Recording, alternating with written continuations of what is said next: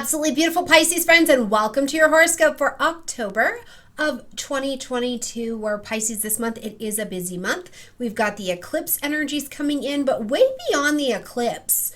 One of the things I was thinking about and looking at this time frame is that we've got planets changing directions pretty much every week. So it's a really interesting dynamic when we've got so much stationing movement in addition to this eclipse, which is just quite impactful. I mean, it rearranges us at a fundamental level for about 3 to 6 months. So it is a busy month, but it's one for you that I really think that there's such an opportunity in your ninth house, which is publishing, marketing, broadcasting, training, certifications, legal things, long distance things, but also the house of faith, philosophy, and new understanding. I think that there is an absolute, and long distance travel. There's an absolutely fantastic place for you to have this rearrangement become very, very real in your life. Now, I'm going to ask you right here at the beginning of the video, flash back when we're talking about these eclipses to what was going on in your life 19 years ago around the publishing, marketing, broadcasting, all of the ninth house things. What was happening for you? Because we just live our patterns. It's like I've never been here before. As an astrologer, I'm like, oh no, you have. And it was actually at like 2016. So look back and see your own pattern. What was going on for you? And when you flash back into your life and you look at October of 2014, what was happening in this area of your life that was creating some change or a desire for change? These are all things we can look back and see in our patterns and then bring new wisdom to them in this current cycle of the eclipse instead of being thrown completely off, right? Because this still is an eclipse in a fellow water sign, so it's quite compatible. You guys understand the nature of how to get things done, but instead of being thrown off guard emotionally, instead it can be a really nice fresh start and a new grounding for you, okay? All right, the other thing, Pisces, I would like for you to keep in mind, or just keep gently over here in the thought bubble, is that Mars, our planet of like go, of hustle, of how I get things done, is slowed down. Even though it doesn't retrograde until the end of the month, it is slowed. Okay, in addition to we're coming into this month and Mercury will go retrograde or go direct, from that retrograde at the beginning of the month, but there's no real clarity. So between our action and our thinking, it's actually moving a little bit slow. Now the signature here is don't try and force, don't try and push, don't try and think you're going to be someplace at the end of this month that you're not, especially if it's about launching something forward. Instead, slow down. Review your action, review your thinking, be in your own space and listen to what's going on around you and what your thinking and action plan is around it. That is really the best use of this. But I want you to know that our planet of go has gotten up and went and will continue to do so. So we just don't have access to the hustle this month. Hustle is not for Pisces this month, but getting things done is still an option. All right, beautiful Pisces, let's see what's going on this month. On the 2nd, we've got Mercury coming out of retrograde across the street, so in the 7th house in the energy of Virgo. So first thing is that it's coming out of retrograde at 24 degrees of Virgo. So what was going on in your life August 20th of 2022? Around your relationship, around a contract, a commitment that you were making, because this is the review time. You got to review it, and now you can place your actions, make some decisions in this arena. For some people, it's that you got into a serious relationship. For some people, it's that you got out. For some people, you made a commitment and signed a contract. For some people, it can look a lot of different ways. But whatever was going on, that you were getting organized. You were discerning your priorities, getting those pulled together. You were trying to communicate or improve your relationships in some way. Look back, because now you've got the information you need to likely make some clearer decisions. And clarity will come more and more as the month travels on. We need to get to October 16th so that Mercury can leave the post-retrograde shadow time, and then we're fully thinking forward. But until then, we're kind of in the space of thinking about things we've already seen, okay?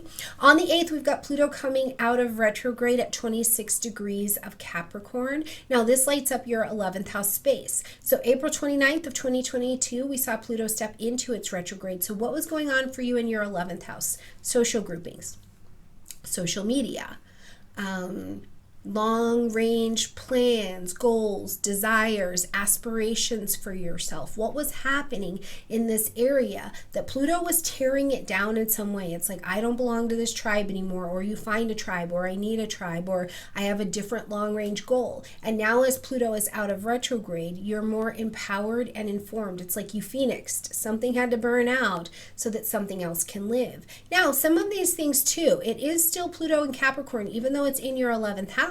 What role does government, business, or authority play in your life that you're seeing being fundamentally different at this time? On the 9th, we're going to have a full moon at 16 degrees of Aries. Now, at this particular full moon, first of all, the full moon asks us to end something, acknowledge something, or make an adjustment. But the ruling planet of this moon, Mars, is slowed down and getting ready for that retrograde. It's also squaring Neptune. So while you're getting this chance to make this adjustment to your own independence, your autonomy around your finances, right? How you make money, the possessions you have that are valuable, your own self-worth and value. Some things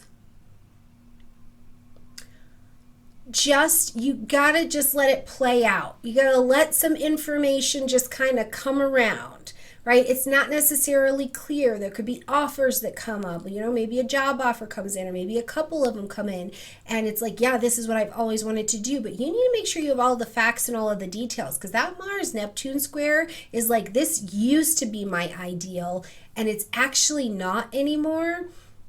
I don't want to take an action. I don't want to take a permanent action on a temporary offer, right? So I don't want you to be fear-based. That's not what we're talking about at all.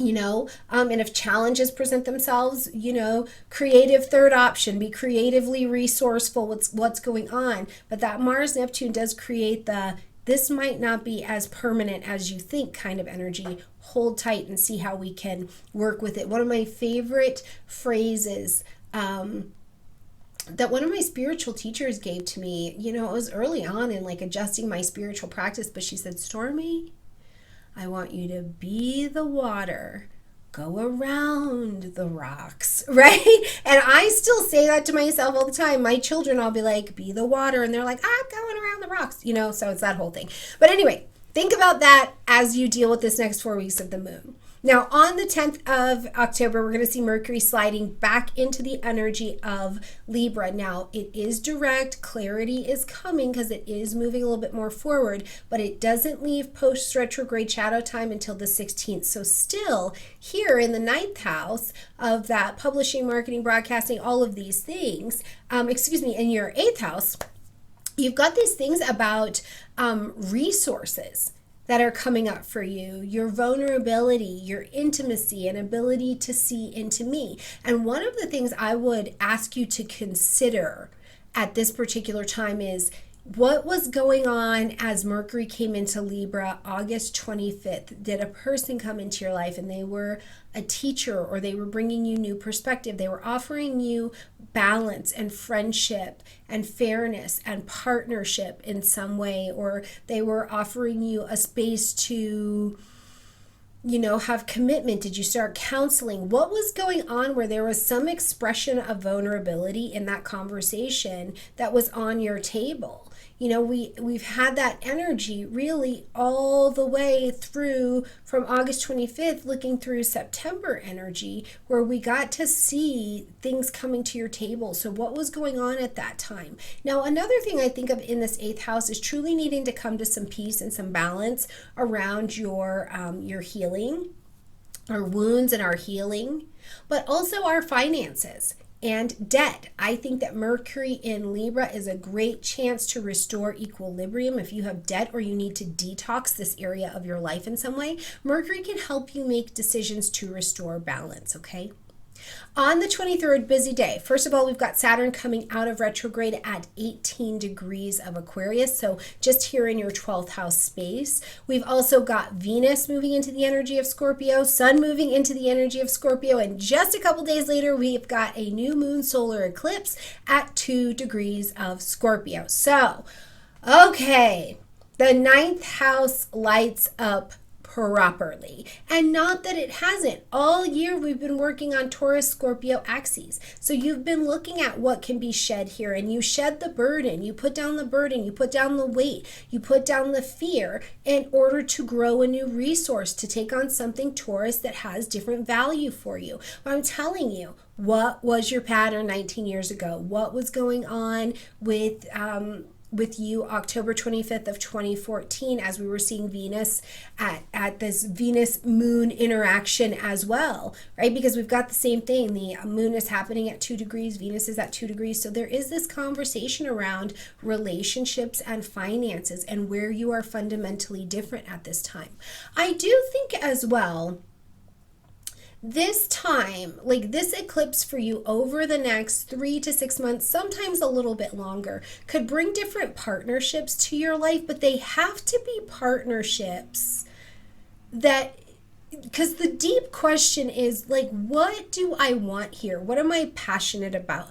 What do I feel like I want to explore? I want to see, I want to touch, I want to taste. I feel like this is missing from my life. That's the question, right? And it doesn't mean that it's easy peasy lemon squeezy. You can be a little bit scared to get on that plane and go start your life or have a vacation in a country you've never been to, ninth house, right? You can be these things. You can be approaching them with a little bit of fear, but ultimately there's freedom in coming to the other side of them. So over the next 3 to 6 months, I'm interested to see where this fundamental rearrangement shows up for you. On the 28th, we've got Jupiter moving back into your sign, back into the energy of Pisces in that retrograde space. So, you know, lots of spiritual truths, I think, have been abundantly apparent for you over this last year, Pisces. And some of those spiritual truths have really been about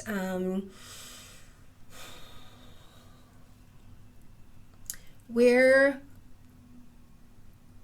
there's an opportunity for you to realize your vision and to not just vision it, but bring it into a material reality, for you to serve in a way or to have life with the understanding that the Pisces vibration is kind of be of service, be of real maximum service or die, right? Like you're kind of the vibration of not the servant, but the like servant leader, right? Where the difference is I'm not a doormat for you to just beat down, but instead I lead in a way that is compassionate, can sit with someone else's pain without taking it on in order to show them a different way out. Also for you, it's Jupiter, it's Jupiterian energy. So I really think that this has been a year and it has been a season where you got to learn a lot about you. And if you had a spiritual teacher walking with you while you were doing that, then you probably had a really strong, accurate reflection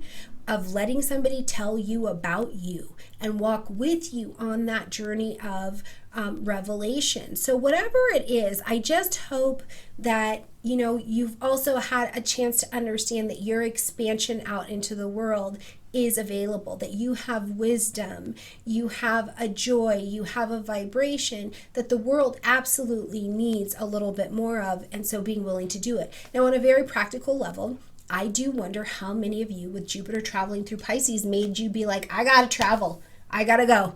I gotta pick up this old shack, sell everything, let's leave, because that is very, very indicative of this vibration as well. All right, on the 29th, we see Mercury now move into the party of Scorpio. So, Party of Five. Do you guys ever watch that show, Party of Five? Do you remember that, on TV? Anyways, I really did love that show. So Mercury in the energy of Scorpio, again, it's got this ninth house energy for you, but Mercury in Scorpio gets very focused. So if you had a contract, you were doing something legal, you were learning a language, you're teaching something, getting a certification, working on international travel or business or connections, you're focused into that thing. But also, Mercury in Scorpio, Scorpio will dig. So if you've got a resentment, buried feelings, things that have not been brought to the light that now you need to deal with them as they come up, Mercury in Scorpio is going to bring it up because you have to see what's in your garden. If there's a weed in your garden, is there a gem in your garden? And then you have to analyze how to put that to the best use. So truly, conversations that have to do with learning languages or teaching or speaking or doing any of these things, you may have a really deep, delicious message that can also be delivered very well. Now, Pisces, as we close out this month, we are going to see on the 30th, we are going to see Mars step into its retrograde at 25 degrees of Gemini. Okay, so for you, this is the 4th house: home, family, real estate, property, your own foundations, your roots, your psychological foundations. So for you, one of the biggest things in this vibration that I continue to see is like you are getting a new way of talking and thinking and moving, Gemini, and networking with what you call home. Now, I traditionally think of connections to your biological or raised with family. Okay, but I have really been sitting with your forecast, and I think that there are people that are connected to your heart and soul, maybe even more than like a biological unit for some of you, and they are family. And there's something here over the next 7 months where it's like, deliver yourself back to that family, talk with them, share with them, because the question of Mars and Gemini is who is in your network that is helping you get this area sorted. And you cannot rush and push things forward. You may even find yourself being a little bit more hesitant to take anything forward. And what I would tell you is it's a great time to go over what has been here. You know, one of the things I think of is, do you need to do an inventory on your family? Do you need to do an inventory on your house? Like, what's going well in your house? Is anything broken down? Do you still like that furniture? What's going on with your parents? This is a great time to take action and do like a little inventory of this area, but ultimately work smarter, not harder.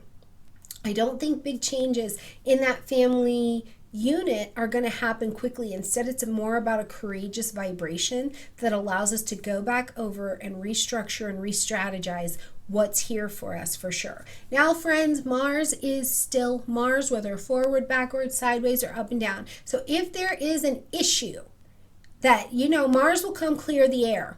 Mars will create a conflict and clear the air because something is stuck, not being said, or it's stuck and it's not moving forward. It's out of vibration because there's an issue. So if conflict does come up at this time, it may not be resolved in 5 days. It may not be resolved in 5 minutes. Somebody could say something, and once it's out of your mouth and it sticks, that hurts. It may take some time for resolution. So I just want you to be mindful also with Mars retrograde, the strategy of what you are saying. So kind of keep that in mind, okay? All right, my absolutely beautiful Pisces, let me know what's going on for you. Let me know if there's some of you down there who are like, I gotta travel. I gotta go right now or I'll die. You know, like, what does that look like for you? Let me know if the travel bug has hit you, my Pisces friends, in the comment section down below. All right, my beautiful friends, I love you. Bye.